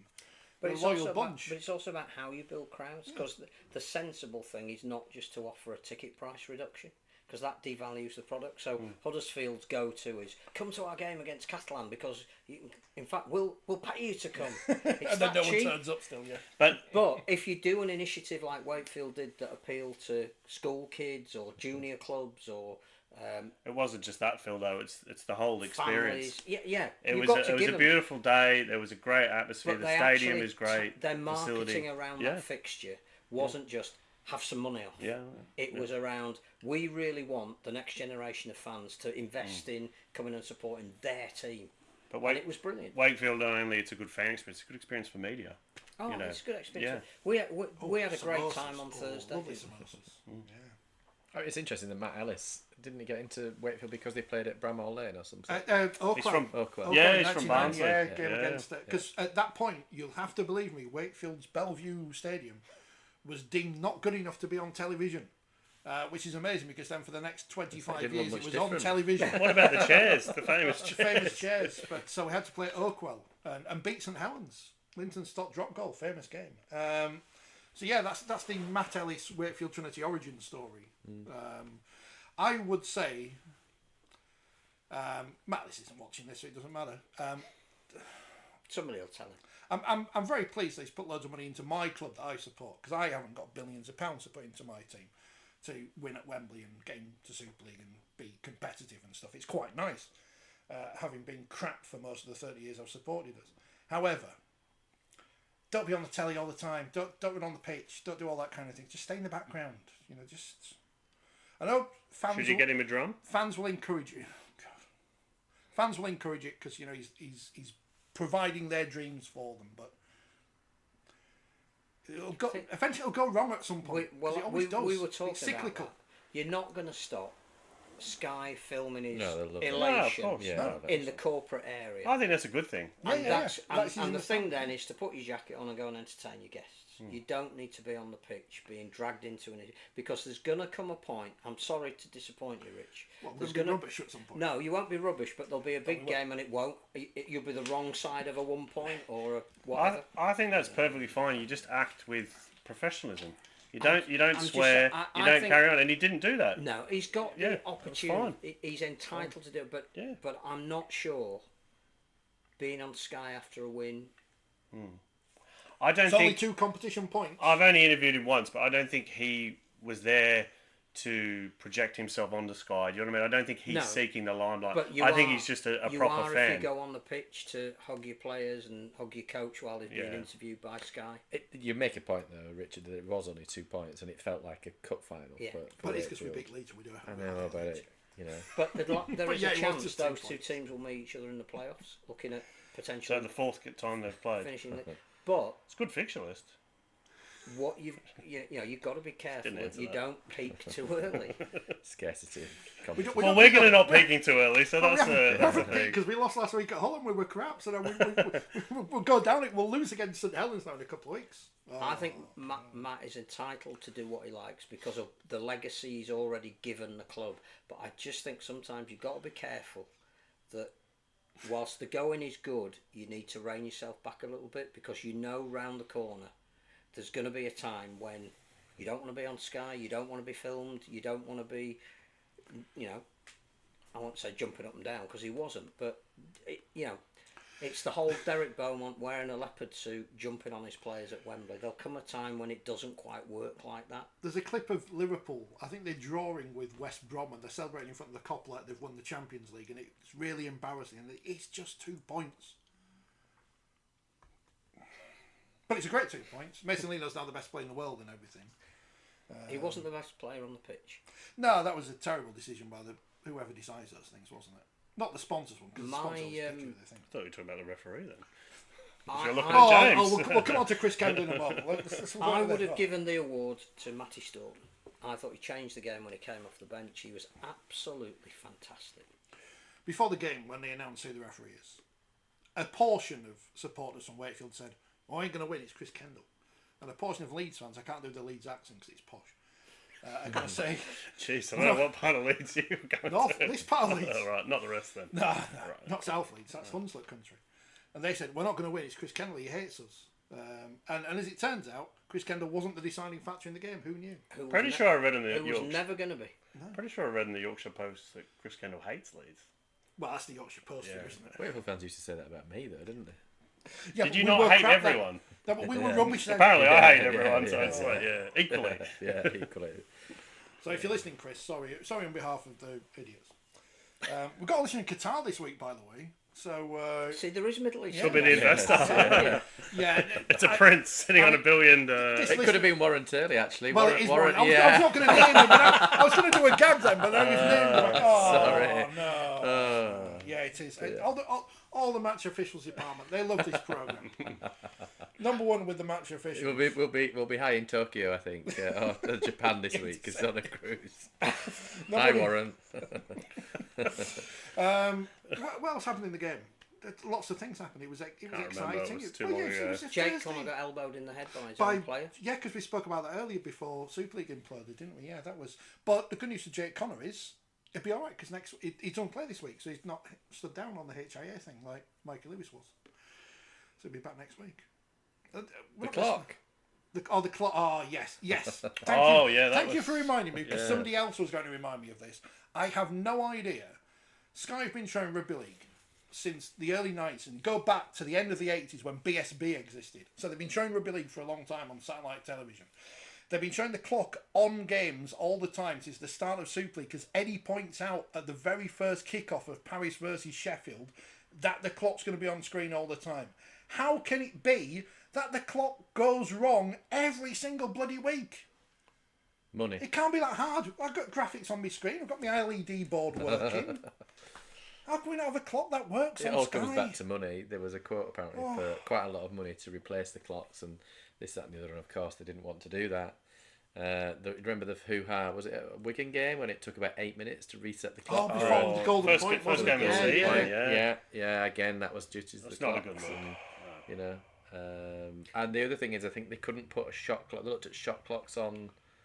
What was it? They looked at the shot clock on... Oh no, they looked at the video referee referral system that they have in NRL, which is crying out to come into Super League, where you award the try if you think it's a try, and it gets reviewed whilst it's taking the conversion.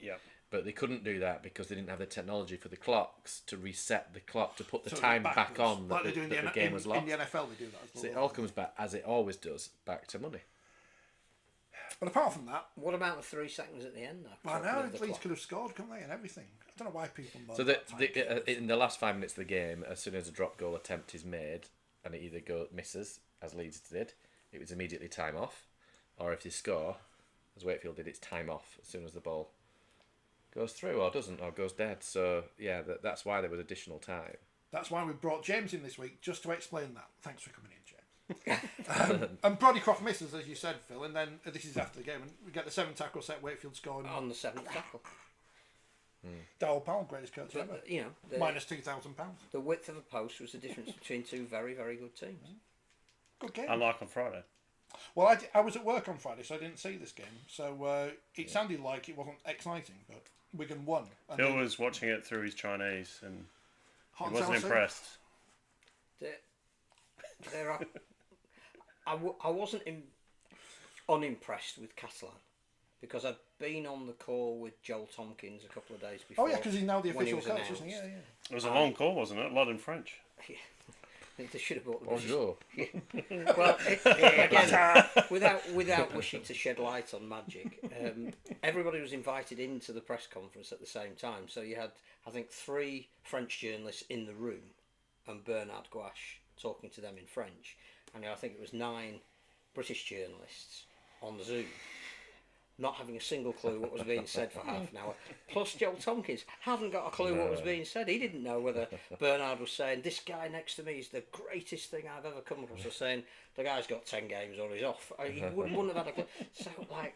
I think he's had about 10 games. His record's 9 losses and 1 win. But yeah. So, yeah, it was bizarre to sit there and have English journalists texting each other going, have we jumped into the wrong press conference here? But I think what was said by Joel in English, which helped the English journalists, to be fair, made sense. That he sort of railed back on it a little bit about they wanted to lower the age of the team and they wanted to get their recruitment. What about his brother? Well, he's not going to be involved, which, you know, again was interesting because we all assumed that he'd be part of the backroom staff, but he isn't. He's just going to follow his media career, assuming that we have a television deal. And he's England national team manager, yeah. But the interesting thing is that Joel seems to have an appreciation of young French talent and wants to bring them through.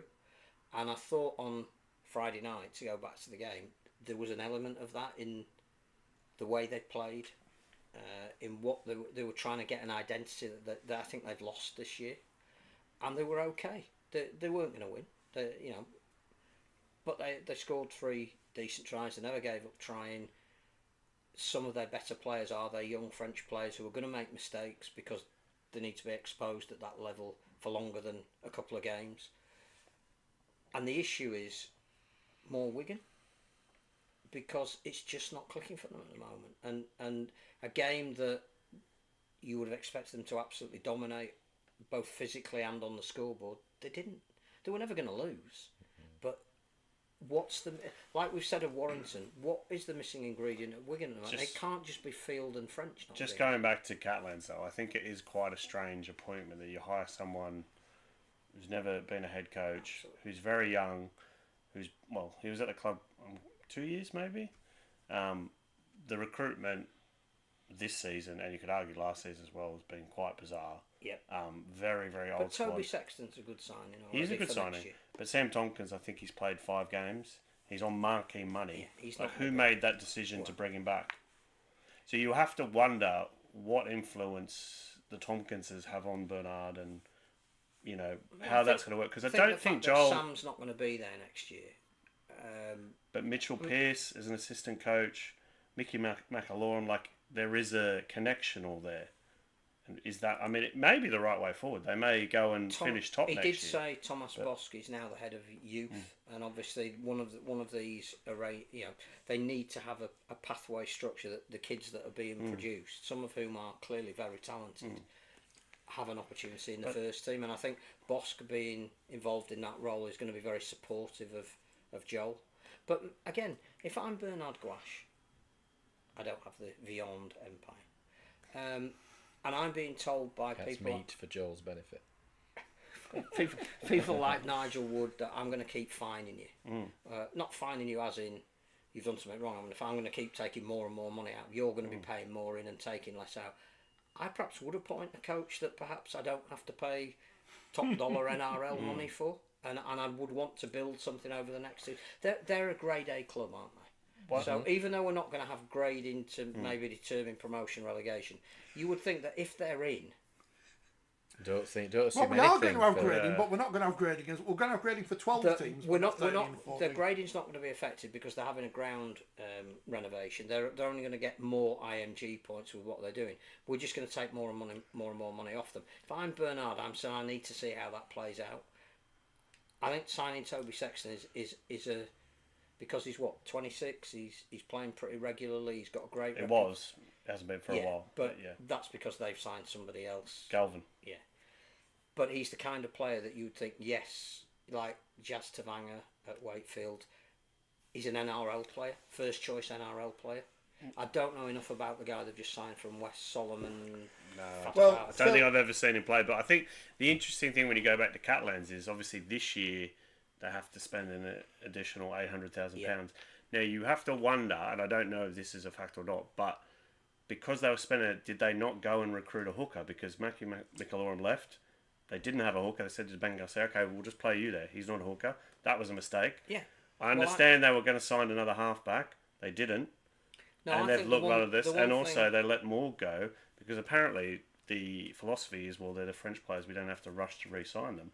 And that was another mistake. Yeah. So there's been numerous issues at that club. I don't think Joel Tompkins was responsible for that. I think he could see it happening. I think Steve McNamara's done some really good interviews now that he's back. And one of the things he said that he was too focused on winning the grand final in 2023, and retention and recruitment almost was secondary. I'm not saying he's responsible, but my other point is their success in getting to 2 grand finals in 3-4 years was around an English spine. They were all English speakers. Yeah. At the moment, they don't have, and there is divisions in that team between the French, the English, and the Antipodeans. I have this on very good authority. I'm sure there are. Most of the Antipodeans who are there won't be there next year. Yeah, I know, but they've got a coach who doesn't speak French. So I think the ideal person would be a Michael Checker who speaks French, speaks English, he'd be expensive. Lives in France. He'd be very expensive. And he's a very good coach. But he has runs on the board. Yeah. He would also attract players because people would want to go and play for him. I just think that at the moment they're not in a holding pattern, but they can't afford to spend money that they may well have taken off them by whatever nefarious. I mean, going back to this nonsensical 17 million Lee fans went and It was 4,000, Phil. I've- 4,000,000 400. pounds. I've been told off for slagging off Derek Bowman and Lee again. Right. I didn't make up these numbers. That wasn't me. It's nothing to do with Lee. Lee took a fantastic amount of fans. It did. The one thing that hasn't been mentioned as far as I can see is that virtually every one of those Lee fans was wearing kit, which was purchased through Lee. If the fans weren't going on this tour and didn't buy the kit, there's a payback to Lee, isn't there? Flights Not by, enough, though. Not Flights enough, by Phil. the sponsors yet too. Not enough. I've got a headache because we're going to have 12 teams in Super League based on a grading system and 2 made on something made up by some people, and I can't get my head around it. Or possibly 3 if Salford aren't into The number 1 fan, Phil, Possibly. says this Solomon fella can't get in a poor Tigers team struggling in the New South Wales Cup. Number 3 fan, Andy, says, why don't they... You can become a number 1 fan by commenting, apparently. Why don't they allow the conversion to be kicked? Why review when reviewed to see if a try is scored? If it is disallowed, then the kicked conversion will not count. It'll speed the time of the whole game up. I think That's James, what I think James answered that. yeah. Yeah. Tim says, question for John, because you're a journalist. Any news on Saints' coaching position for 2026? Which is Paul Wellens, isn't it? And any new signings, given the large number off contract? Is what's his name coming or not? Papalii. Well, Because that's I just read tweets from NRL on Fox and stuff, and that's where I get all my information from. yeah, I mean, I don't think there's any... It doesn't seem to be a clear decision on Josh Papalii. I mean, I think obviously the season that Canberra are having, his origin heroics, I think the question will be cap space. Because I don't think he actually wants to leave Canberra. I think they have a trend in which obviously they started last year, particularly with Elliot Whitehood going, is you've got a very young team, and that seems to be working for them. The other component, which has been mentioned, and I'm not a visa expert, but I believe Josh Papalii's wife got in a bit of trouble at a junior game and I think it was assault or... So anyway, that kind of thing affects the ability to be granted a visa to enter the UK. So that could be another component. So I don't know. I believe Scott Sorensen will be coming to St Helens from Penrith. In terms of the coaching position, that is really interesting because I have numerous people telling me completely opposite things. That Paul Wellens will be an assistant coach to Christian Wolf and that Paul Wellens will be staying. So who knows? Christian Wolf's coming back. No, at the Dolphins. Oh, he's going to the Dolphins with George Williams. And No, George Williams isn't going. Not this year. There seemed to be a dispute over the transfer fee. So Which is not to say George Williams won't be going to the NRL. I think just another 12 months. Yeah. Or if another club comes in and is prepared to pay a transfer fee. I think they'd be basing it on his form for Canberra, not on his form for Warrington this year. I think it's going to be really, really difficult for George if he stays another year at Warrington, having basically said, I'm looking for an avenue out of Warrington. Well, the head coach the head said coach, that. I mean, That's true. the message that sends not only to the rest of your squad but to your fans and your sponsors is not great, is it? well, at least Sam Burgess isn't on Facebook having goes at How does Ryan Mattison help Warrington at this juncture?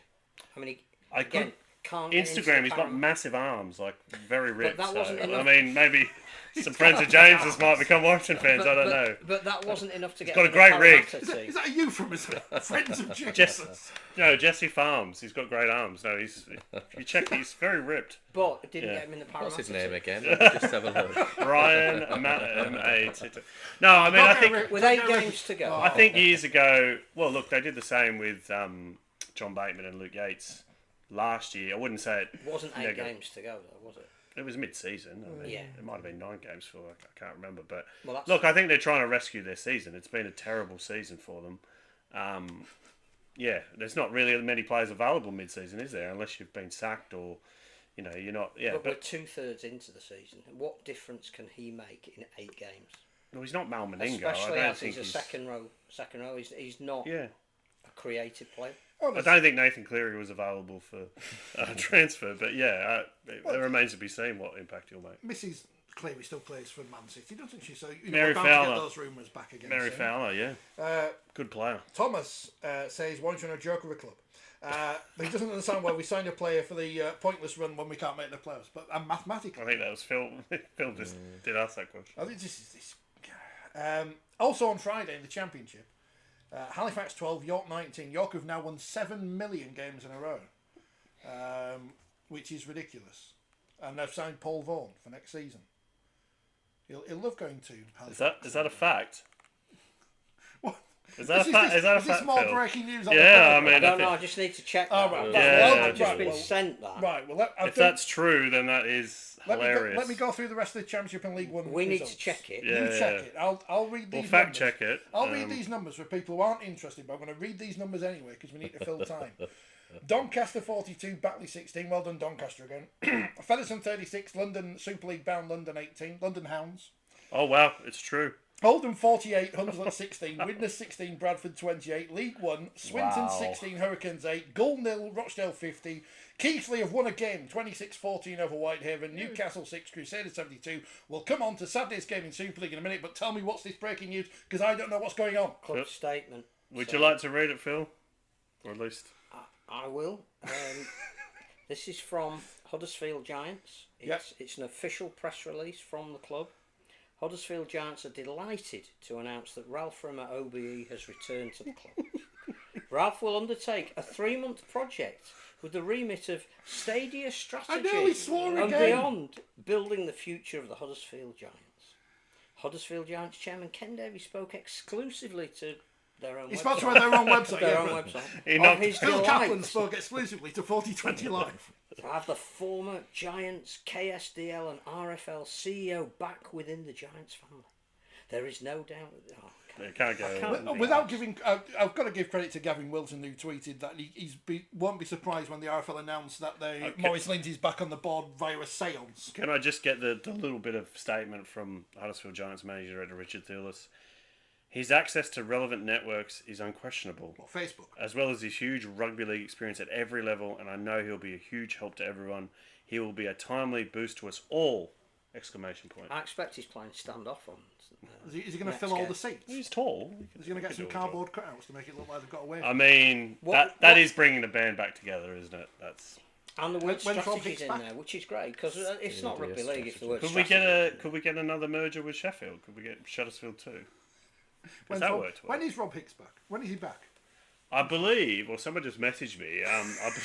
I believe Rob Hicks will be back soon, and Tony Sutton will be one on his way out. But Wonder when that was written. was it written? What page, Phil? Probably about 2 months ago. We had a complaint last week that we didn't speak about Hull KR enough. Well, the good news for that Hull they haven't KR... played. They Difficult didn't, this they week. didn't play this week, but Hull FC did, and they lost to Huddersfield. Ralph Rimmer's Huddersfield by 30 points to 14. Oh, Barrow 14, Flues 34 also.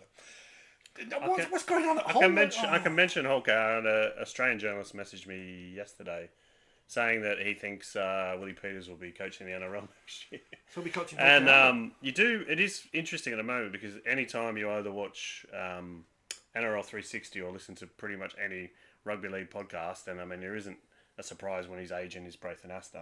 Who's on NRL 360? There seems to be a lot of Australian journalists keep putting up Willie Peters' name for every NRL job. Which So- job? Well, he gets mentioned with all of them. West Which do you Tigers, think? Newcastle. Well, West Tigers is arguably the one that makes the most sense.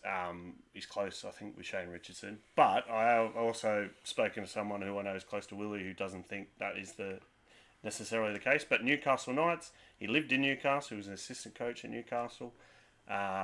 Gold Coast Titans. Will he be fighting Brad Arthur for that post, do you think? He may well be. I mean, the Brad Arthur thing has been unusual. Set up a ring. The other interesting thing that was on a podcast a while ago was that the ALC actually sounded out Brad Arthur as Kangaroos coach before appointing Kevin Walters.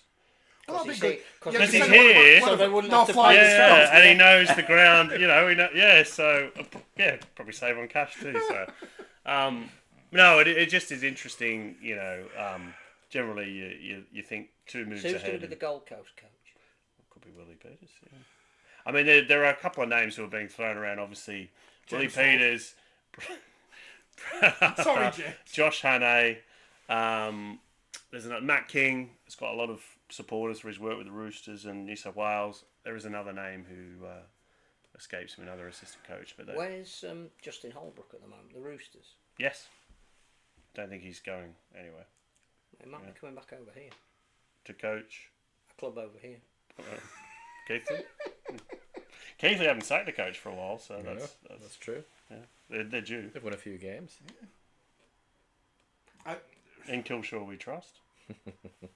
which aren't going to matter because just next year they're enjoying going to be in a the completely fallout. different division. You're just enjoying the I'm just memes saying and in the scroll out. fallout on Yeah. on Twitter. Championship East or With Championship what? West? I've yet There's to see been so much anybody fallout. comment. I'm waiting for all these apologies after all the abuse. that I got do you a few think, weeks ago. I'll be waiting a while, No. won't I? Do you think Huddersfield did really dribble that out on the back of 14? Everybody's railing It's about quite 14 fun. teams. We mentioned 3 Ralph. month. We mentioned Ralph earlier in the podcast, and It's only a 3-month consultation, isn't it?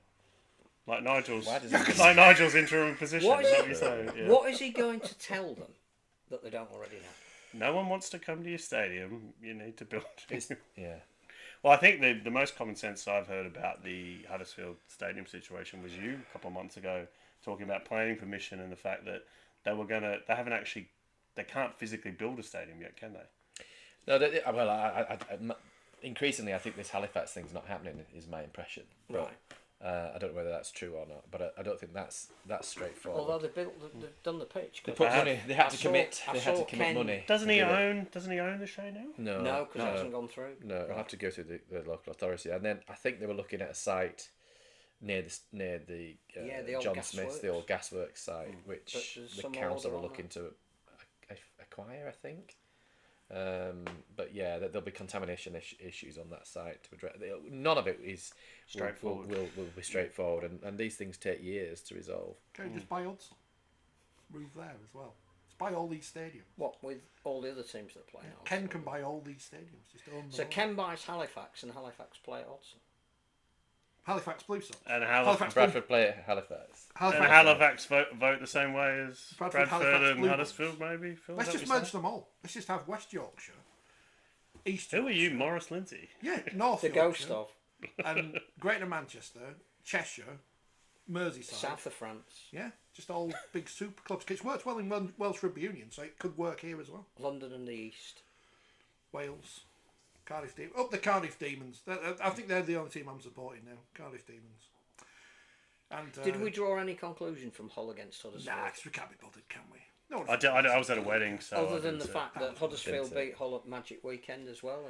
That's pretty embarrassing for Hull, though, particularly after beating Wigan in a good performance, and they're in the running for the top 6. That's a real letdown. And again, it's a home game that they've lost. It's, Yeah, they can only beat Do they need to get a witch doctor to exercise? It's somebody getting used to have a silly. wee on the corner flag down It's getting silly. John Yeah. Cartwright didn't have a word with the referee at half time like he did against Darryl Pope. Have they not played Salford at home yet? Well, it's a possibility that they haven't because the fixture list is all to cock, isn't it? No, I'm told it is. Don't worry, It when it goes to couldn't- 14, it'll They'll be be all all right. be all right. But we Apart know from that, Magic Weekend. and we also know that Wigan are playing Catalans in Paris on 6th June of the June. 6th. And we also know that Wigan will play St Helens on Good Friday because they always do. And we think that a couple more. And on the Thursday, Leeds will play Bradford. Leeds will play Wakefield on Boxing No, Day. Leeds, well, yeah, but that's no, but Leeds might play Bradford now because Bradford are A back. couple of more Catalan games will be moved while their stadium renovation's done. Do you fancy going to Montpellier? You've been there before? Yeah, I don't know. I have refereed Catalan in another city, and I think that was Wigan. I can't remember which Well, city the it other was. city was Wigan. I don't know if it was Montpellier or Marseille. It was one of those on the south coast. Yeah. Big news, Andy's gone up from number 3 fan to number 2 fan on YouTube. I don't know how. It's probably bigger than going to 14 teams in Super League, Yeah, to be honest. and everyone's now just making up people who are coming back to the sports. I'll say Sir Rodney Walker's back at Wakefield. Well, he was at Wembley in the Royal Box. So, you never So Rodney know. Walker in the Royal He may be on the Box. independent panel. Did he do his usual trick of going, you need sponsors, look at all the Yeah. business Where's- cards that I've Well, got. because I said to somebody, I says, wow, it's like turning the clock back here. When's Eric Perez coming back? Did he ever go away? Truro in Super League. But he's a rugby league man. It really means a lot to him. And he's only using players from the He local was the chairman competition. of Nigel's Bradford. Remember? Who is the chairman of Bradford now? That's a good question. Ralph Rimmer. Interim. Abiyakoku? No. Jeff Toover. He's independent. He's That's right, independent. What are you sorry. talking Lord about? Kane. The independent Don't you have ex, to the independent take Jeff Tooby's ex-Bradford, name out of your mouth? Thank you very much. ex-Bradford, ex-London player. That independent. Tooves is a saint. Jeff Toover's the next coach of St Helens. What? I have no idea what's going on anymore. We haven't spoken about half the things on your list, but we No, we haven't really mentioned Salford much. no, but But that could all kick off this week. Yeah. You're over it anyway. This may, aren't well, you? this Well, may yeah, 'cause sound they're not awful. going to pay the but wages, I'm are they? just a bit We're going to get to Wednesday. You know We're what? gonna- A lot Wednesday- of people have said that. Yeah. Wednesday's Yeah. tweet is And going that's to be: not- are they going I've to pay said their it, wages? Well, no, I don't mean to be disrespectful No, to the no, players of or course. anybody involved, Yes. but it's a little bit of a boring story now. Oh, It's yeah. just going on, isn't It's it? just going round in circles. Because there's been no Yeah. there's been no There's no governance. potential There's been no resolution. And I honestly don't mean that disrespectfully, but no. it's of just course. I think everybody must be just sick and tired of that. Well, I also- the players and Well, their partners are. Yeah. Yeah. I also think that was one of the reasons why it was felt there was needed to be change at the RFL. No, it because wasn't connected. Phil. it's one of those issues that No. could have been dealt No. with. Well, I think that's the excuse. Though. Yeah. Yeah. No, they were bringing Nigel back in no, November, I and the think you'll Salford find stuff. That might be one of the reasons why a CEO of the RFL may not be there for much longer Well, he's been completely useless. because of Phil. that, So why didn't they get rid of him in the because first of the place? handling of the Salford affair or non-handling of the Salford affair. But should we go back to the handling of the Crusaders affair when Nigel was running? You know, these things don't change. Oh, don't mention he the only trucks did again. good things. Don't mention No, the he trucks. did good things, of Don't course. mention the trucks. Yeah. We won't mention, and this is I found interesting listening to the Bench podcast today. He talked about, and you mentioned it, the value of internationals. We need to. So after the 2013 World Cup, I'm pretty because I was there, so I remember this. He cut the development funding to Scotland, and to Wales, and development funding in London. So if we're so into international rugby, why were we cutting funding? That was the same World Cup where we were paid peanuts for the good of the development of rugby league. Which games did you do in 2013? Did you? Well, you I didn't go touched to as the World Gloucester Cup on the final. Wednesday night, did you? I did England, New Zealand at Wembley on £100 less tax, national insurance. It was a pension. special moment though. It was a good game. Yeah, it was, but Yeah, but you know, can't pay the Not bills for in England. special I'm moments. sure. I'm sure. Oh yeah, but for some of us, Phil, it was great. You know? Yeah. And a World Cup final for £150. 150. Did you do any group games? Did you have to pay? Did you have to pay to be a touch? To be fair, you'd have to cover 3 Super League games to be paid that as a freelancer, so that's quite a good. It's quite a good payment. Yeah. So if Salford win the appeal, says Phil, does that mean they will be in Super League next year? They obviously won't win. Well, they might win the appeal because the precedent is you can do whatever you want, but unless Depends if it's an independent panel. What were Salford people on it? Salford are playing. Maybe it'll be Swindon. the Mark Aston independent panel. Oh God, has that still been? Is that been sorted yet? Is that still? Well, Yes. a defined sorted, I guess. Yeah. Peter says he's not one of our top fans, so get it, Peter. We're going to finish. Salford are playing Swinton in the Sahara Desert, and I think that's it. I think that's where we're going to end because it's. All of our phones It's are going. 7:45. People. Yeah. I mean, the podcast will continue, just not broadcast when I press the stop button. John, do you want to promote anything apart from you'll write 7,000 words on Patreon probably later about everything that's happened in the last 2 hours? No, I wrote what was going to happen Why not? 3 weeks ago. I But don't you need to write it write it again. Right, you've got to I post just it on the Football Round repost forums, the same. No, I mean, yeah. I think I've written about these things. Obviously, we've spoken about them. So we've spoken about them previously. I think I was on in March after Vegas or before Vegas, probably before Vegas. We did talk about these things, and yeah, I don't. Yeah. Yeah. James, It's- thanks for joining us. It's very, very hard, even checking social media. And I know social media is who you follow, but I can't find anybody in support of 14 teams. There won't be. On Which is profoundly depressing. which are the Sky? Which they're all on Sky? I know they're all on Sky. What's the game? Is there a Thursday game this week? Yes. Salford Hull KO. God, that would be great, wouldn't it? And there's be two, close. and then there's 2 games kicking off at 8 o'clock on Friday because the people running the clubs are complete morons who can't sort these things But out. no, they've got a just whole voted for weekend, 14 clubs. whole weekend to sort this thing out, and we have all the games on at once. Lee Warrington, Saints, Cass. God, these are terrible games this weekend, aren't they? I've got one of them. I don't know which. I mean, one. you watch Lee Warrington because Warrington might get hammered and you can laugh at it, but cheery me. Oh, what a Brian dreadful Matheson state of hat-trick. fixtures. Warrington win. I mean, you can watch the Bradford derby between Bradford and Halifax at Odsall on Friday night. Who's the home team? Bradford. But it could be Halifax. Could be. But when Brian Carney comes on Thursday and says, 14 teams in Super, and then he slags it off because he's... Yeah. Anyway. He'd be laughing like he was at my sunburn. That's what he'll be doing on the test. You 14 did look teams. pretty stupid. I I did saw look you pretty sunburnt, stupid. Well, I'm yeah. allowed to look stupid. I'm a nobody. Join the club. That's it. That's it. We're done. We're done. I don't know. We've done it. You got to press stop I know, recording, Rich. but I can't get my head around 12 teams going to be decided on one criteria and 2 teams on something made up. What? Of just which we pick haven't quite decided what that is yet. And who's on the panel? Just pick 14 teams. The top 14. It's simple. The funny thing is, Rich, you've been following this sport for like 40 odd years. You should be used Well, to this this is why by I'm now, glad I yeah. go to work in a completely different sport and just sit there and not have to think about these nonsense people and their nonsense sport. But we will do again next Monday On that note. at 6 o'clock. It's nonsense, isn't it?